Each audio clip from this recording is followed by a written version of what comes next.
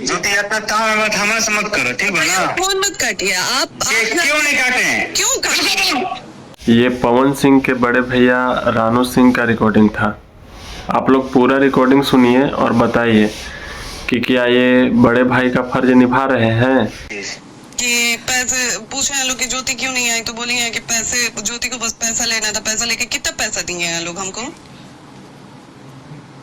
कब बोलोगे? कल रात में कहा? हाँ, कितना पैसा? आप बताइए कि इलेक्शन में कितना पैसा हमको दिया गया था? गाड़ी की बात है तो गाड़ी हम मांगे थे, कहीं दिखाते पवन सिंह की हम उनसे गाड़ी मांगे हैं? वही तो बात हमें। एक और चीज बताइए भैया, चलिए आप समझदार है ना, आप बताइए कि जब तक मैं पवन सिंह की वाइफ हूँ, क्या पूरा पवन सिंह का मेरा नहीं है? आज अगर घरों पे हम आके रहना चाहे तो कोई हमको निकाल देगा?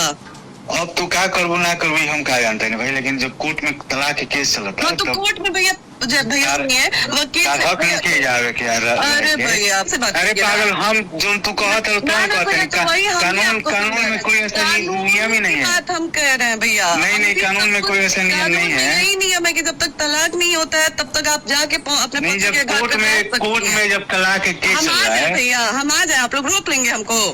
आइए, हम आ जाए, रोक लेंगे हमको? हाँ आइए ठीक है, आप रोक लेंगे ना हमको? अरे धरा ना यार, फालतू मत बोलो, धरा। ज्योति इतना काम है, बात हमारे से मत करो, ठीक है ना? फोन मत काटिए आप क्यों नहीं काटे हैं? क्यों काटे? लाचार लड़की फोन कर रही है आपके पास ना, तो अपने आप को आप भगवान नहीं समझिए, उसकी मजबूरी को समझिए। कहीं ना कहीं पवन सिंह के जो बड़े भाई हैं रानू सिंह और उनकी माता जी, ये दोनों की मिली भगत है कि पवन सिंह के घर बसने नहीं देना है। पवन सिंह की मम्मी का स्टेटमेंट हमेशा आता है कि ज्योति पैसा के लिए आई थी, पैसा मिल गया, वो चली गई। मतलब ये क्या बात हो गई? आपके लड़के ने उसका जिंदगी बर्बाद कर दिया, तो उनको पैसा के जब कमी होगा तो किसके पास जाएगी? और 30 करोड़ में हवा निकल गया ना। आपको पता है बॉलीवुड में ऋतिक रोशन के नाम सुने होंगे, 400 करोड़ देना पड़ गया था डिवोर्स के लिए। खैर उससे ऊपर आपको बताएंगे आप लोग के, तो आप लोग के तो उतना हैसियत भी नहीं है, इसीलिए उससे ऊपर आप गूगल पे सर्च कर लीजिएगा, समझे? अब पूरा अधिकार है उनको रहने का। शर्म नहीं लगता है? थोड़ा सा सोच के देखिए, उसके जगह पे आपकी लड़की रहती तो कैसा लगता है? एक ठो होता है ना कि गलती को साइड करके लोगों को एक करने में लग जाता है।